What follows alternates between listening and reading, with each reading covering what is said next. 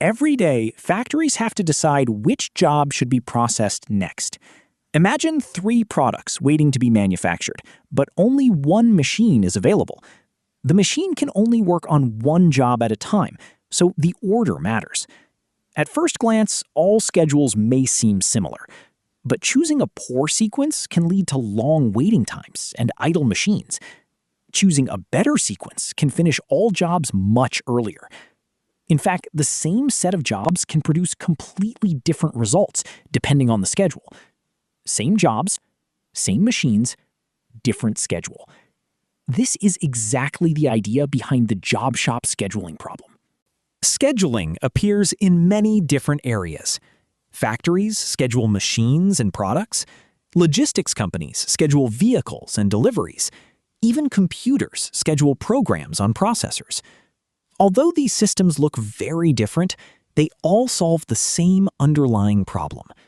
How do we assign limited resources to competing tasks over time? This question lies at the heart of every scheduling problem. Before solving a scheduling problem, we need 3 basic concepts. A job is something that needs to be completed.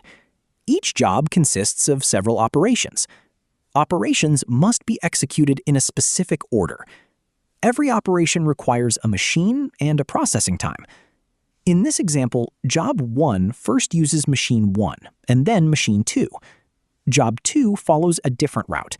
It first uses Machine 2 and then Machine 1. Different jobs can require different machine sequences. Because machines are shared resources, jobs compete for them. The question is, which order should we choose to finish all jobs as early as possible? Let's schedule the same jobs.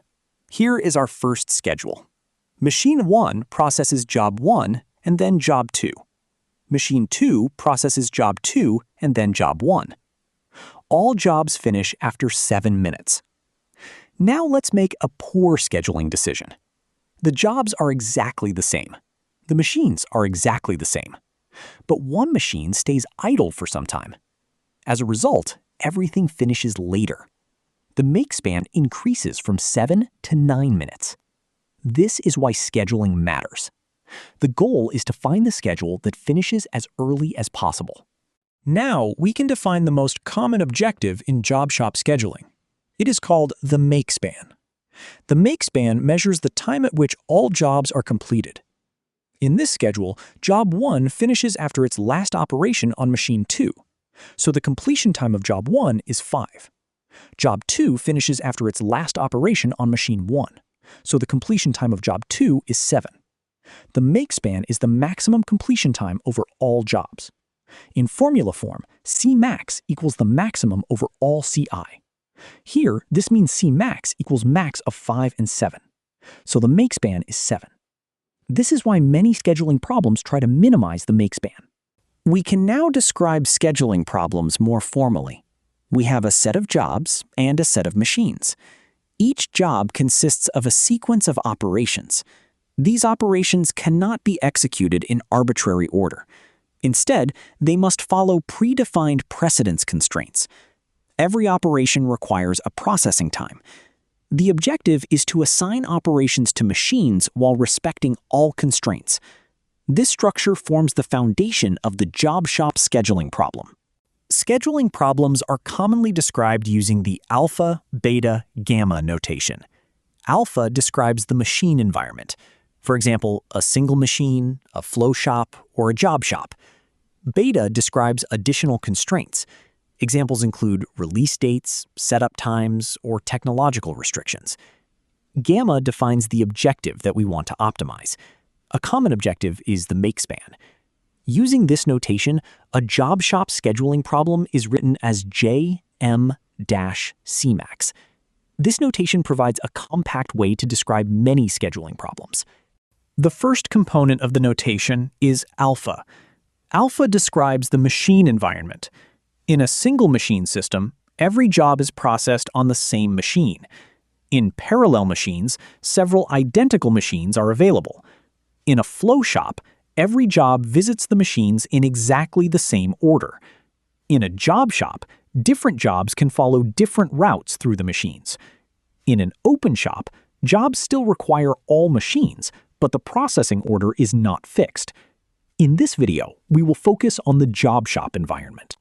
A schedule is not only required to be feasible, it should also be good according to some objective. Different companies may optimize different goals. Some want to finish all jobs as early as possible. Others want to reduce delays or maximize machine utilization. In this video, we focus on the most common objective, the makespan. The makespan is the completion time of the last finished job. A smaller makespan usually means a more efficient schedule. Later, we will compare schedules and calculate makespans ourselves. Let's look at a small job shop scheduling problem. We have 2 jobs and 2 machines. Both schedules solve exactly the same problem. The jobs are identical, the machines are identical. Only the scheduling decisions change. On the left, the machines are used efficiently. The last job finishes after 7 time units. On the right, unnecessary waiting times appear. Now, the last job finishes after 9 time units. Both schedules are feasible, but one schedule is clearly better. This is why scheduling is an optimization problem. Our goal is to find schedules with the smallest possible makespan. So far, we represented schedules using Gantt charts. Gantt charts are excellent for visualizing schedules, machine usage, and idle times. However, optimization algorithms and machine learning models need a more structured representation. One popular representation is the disjunctive graph. In this graph, every operation becomes a node. Black edges represent precedence constraints, meaning operations that must follow each other inside a job. Red edges represent machine conflicts, meaning operations competing for the same machine. This graph representation naturally captures the structure of the job shop scheduling problem. And because the problem is represented as a graph, it becomes especially suitable for graph neural networks and reinforcement learning approaches. Once we have a graph representation, we can reason about schedules directly on the graph. A feasible schedule corresponds to an acyclic graph. The start time of an operation depends on all operations that must happen before it.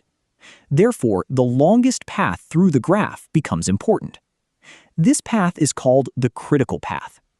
Any delay on the critical path immediately increases the total completion time. As a result, the length of the critical path equals the makespan of the schedule. For our example, the critical path has length 7, which matches the makespan we computed earlier. Finding a good schedule is not easy. Even for small problems, many different schedules are possible. Whenever 2 operations compete for the same machine, we must decide which one goes first. Every additional decision increases the number of possible schedules. For larger factories with many jobs and machines, the number of feasible schedules becomes enormous. This combinatorial explosion is what makes job shop scheduling difficult. Because of this, finding the optimal schedule quickly becomes infeasible. That is why researchers developed specialized solution methods. Over the years, many approaches have been developed to solve job shop scheduling problems. Exact methods search for the optimal schedule. However, they quickly become too slow for larger problems. Heuristic methods use simple decision rules to generate schedules efficiently. Examples include shortest processing time, longest processing time, and FIFO rules. More recently, learning-based methods have become increasingly popular. Instead of following fixed rules, they learn scheduling strategies directly from data. Scheduling is the task of assigning limited resources to jobs over time. In this video, we introduced the job shop scheduling problem, one of the most important scheduling problems found.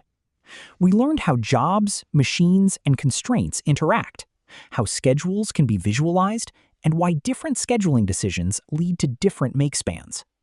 Although the examples were small, real-world scheduling problems can become extremely challenging. Nevertheless, even small improvements in scheduling can lead to significant gains in efficiency. And that is why job shop scheduling remains an active research topic today.